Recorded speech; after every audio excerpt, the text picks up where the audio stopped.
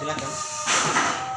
Perkenalkan, nama saya Agustina Sira, mahasiswi dari IKIP PGRI Pontianak. Jadi saya di sini ingin melakukan wawancara kepada Bapak sebagai tokoh masyarakat. Silakan. Boleh Bapak perkenalkan diri Bapak sebelum saya mulai wawancara? Boleh. Ya, saya Makario Sintong, pendidikan terakhir S2 Hukum, pekerjaan sekarang swasta. Kemudian saya berasal dari Kabupaten Landa dan sudah 30 tahun lebih tinggal di Pontianak.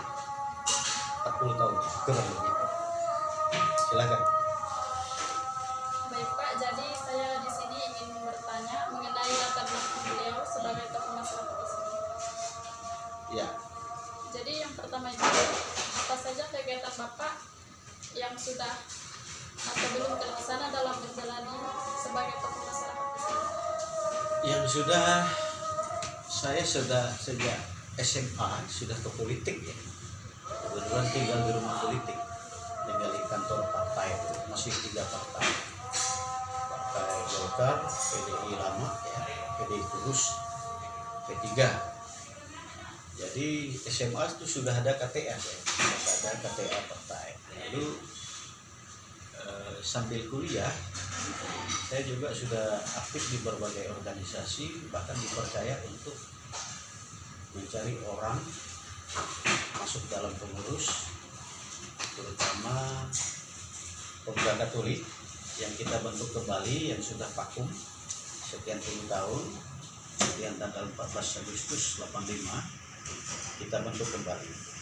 Jadi ada 4 orang dulu, Pastor Lupus Ginting, Pak Lapak, Joseph Kupertino, saya tukang mencari orang. Dulu nyari orang kita di sini setengah mati karena bisa dihitung dan jari.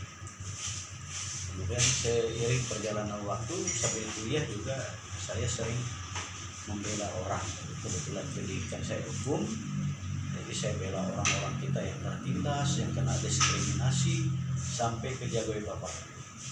Terusir dari transmigrasi, tapi saya datangi, akhirnya dia dimasukkan sebagai transmigrasi sisi. Banyak sekali yang saya bela, padahal waktu itu saya belum selesai sarjana. Kemudian karena aktif di berbagai organisasi juga, kadang-kadang saya semester 7 saja sudah menjadi narasumber di seminar tentang pemilu di Kabupaten Sambas dulu, belum pemekaran. Masih ada Singkawang, Sambas, dan Bengkayang. Saya mewakili ketua partai PDI Kalbar dulu, Pak. Jadi saya narasumber, bayangkan. Jadi yang lawan saya narasumber ya orang yang sudah luar biasa, tokoh-tokoh. Katakanlah dulu ada Pak Rinding, Pak Senriksen, macam-macam itu, mereka memang dah senior lah, dah jadi anggota DPR. Saya dulu, tapi saya dipercaya jadi narasumber. Kemudian saya juga sering jadi narasumber di kegiatan-kegiatan mahasiswa, bahkan sampai puluhan tahun saya masih jadi narasumber. Saya juga aktif di berbagai organisasi, misalnya FKPPI, Ikatan Putra Putri Punawirawan ABRI. Kebetulan bapak saya dulu tentara, jadi saya masuk. Saya ditarik, bukan mau saya dicari. Kemudian saya juga aktif di KNPI. Saya juga aktif di organisasi HKTI, Himpunan Kerukunan Tani Indonesia, Kalbar. Jadi mama ngomong dari pedalaman tuh cuma saya sendiri gitu. Ya, nyari anak-anak kita susah. Nah kita ini banyaknya dia organisasi intern mahasiswa, intern kita. Tapi saya sudah melalang buana di berbagai organisasi juga. Jadi itu pengalaman saya. Kemudian pada saya kuliah juga, terus tahunnya saya biaya sendiri dan tahu pernah beli beras 3 ton, ya, kuliah jalan kaki. Dulu kampus masih Bogor ya, tadi di Kajamata Bogor jalan kaki, kadang-kadang ngompreng motor kawan, ya. Sayur makan apa, cencalo bulan-bulan. Itu pengalaman saya. Abang sudah ke DPR, kakak sudah kerja, tapi sudah lama gitu. Waktu nyusun skripsi saya dibantu oleh abang, dan selesai pesta kecil-kecilan dibantu kakak itu ya. Kemudian setelah selesai Dulu saya pernah sekretaris umum Pemuda Katolik, belum selesai sarjana. Saya diminta kerja di Jakarta oleh Ketua Umum Pemuda Katolik karena seluruh Indonesia Pemuda Katolik yang berhasil itu Kalimantan Barat. Kebetulan saya sebut, bukan biji diri saya.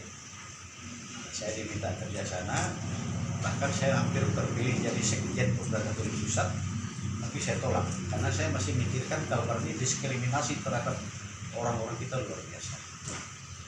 Kemudian saya selesai SMA, daftar di Untan, dulu seluruh fakultas digabung jadi satu jurusan. Sistem perintis nih.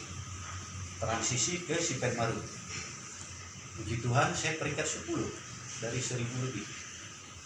Jadi saya udah diterima di perusahaan. Saya bilang, Pak saya lulus. Saya peringkat 10. Udah kamu kuliah aja dulu. Tapi biaya saya siapa Pak? Udah kami patungan begitu. Kemudian tahun 92 saya diminta calon DPR provinsi. Jadi singkatnya ya, sempat saya tolak berapa kali. Tapi akhirnya saya terima. Puji Tuhan, partai kami itu PDI lama itu naik hampir 100%. Jadi saya duduk. Padahal nomor saya jauh, nomor 8. Nah, kemudian pemilu berikutnya duduk. Pemilu yang ketiga duduk lagi.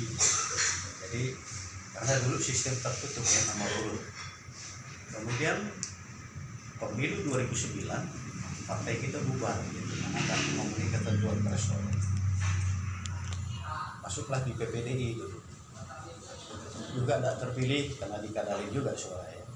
Kemudian saya nganggur, tidak ke partai maksudnya, dan saya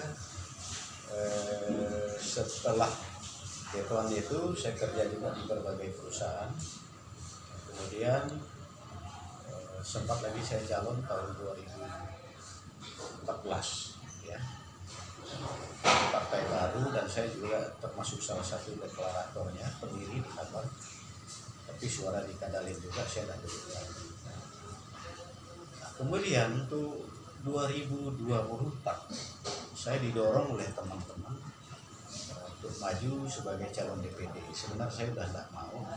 Pertama saya merasa udah berumur juga ya, tapi mereka bilang Bapak masih muda Pak. Iya, lihat muka saya, tapi umur saya udah 63. Nggak apa-apa Pak maju, uang saya nggak ada, nggak usah cerita duit, masa mau kerja bakti begitu.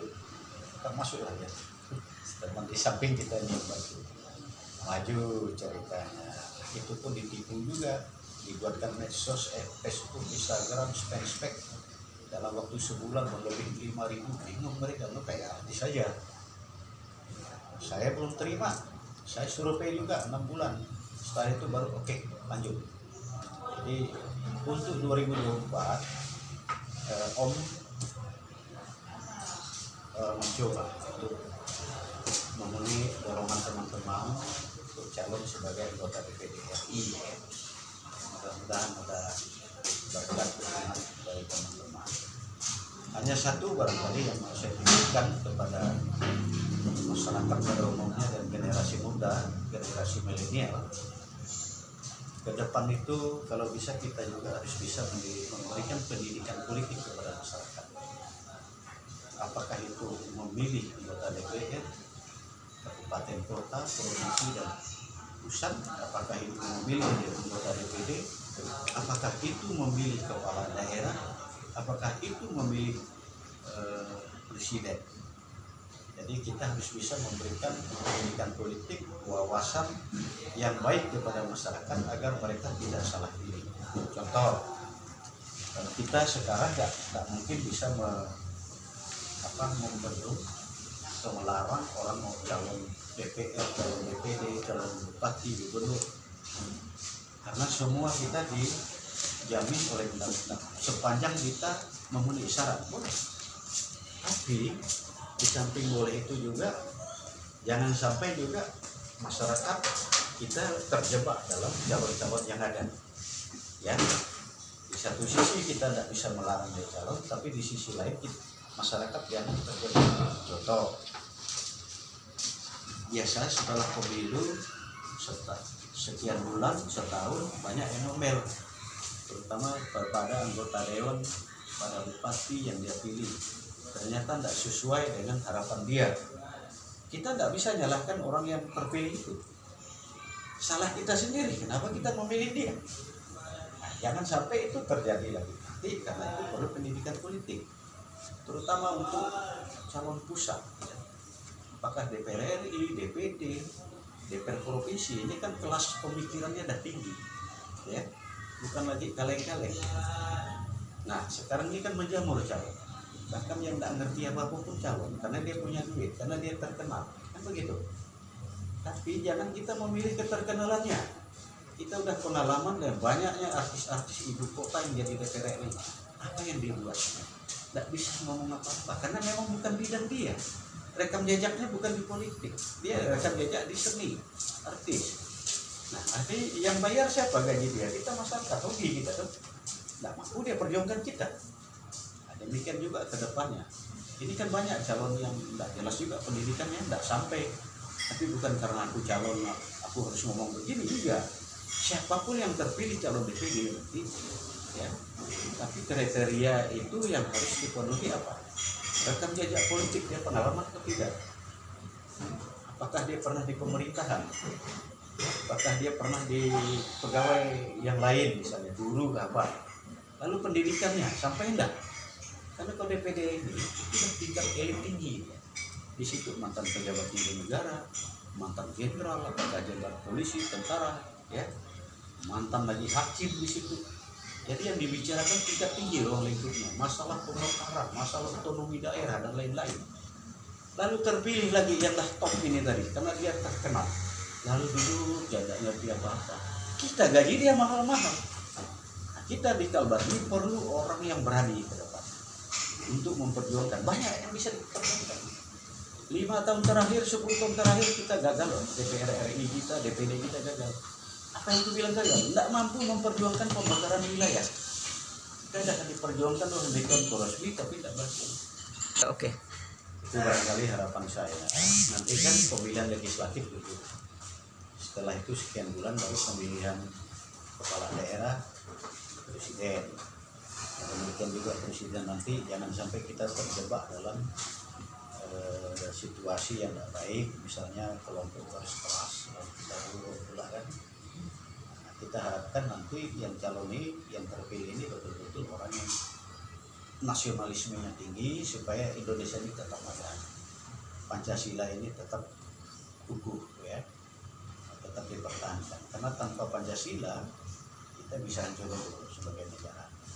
Jadi saya pikir itu harapan saya ke depan. Makanya adik-adik sebagai mahasiswa juga punya peran untuk bisa memberikan pendidikan politik di masyarakat, di teman-teman dan lain-lain.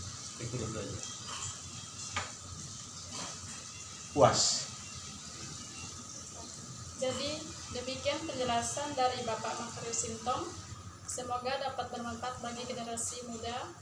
Terima kasih Pak atas waktu dan kesempatannya. Ya, Mohon maaf jika telah mengganggu waktu sore hari ini. Ya. Semoga Bapak sehat selalu ya. Amin, amin. Terima kasih Pak. Puji Tuhan. Ayo. Terima kasih Pak.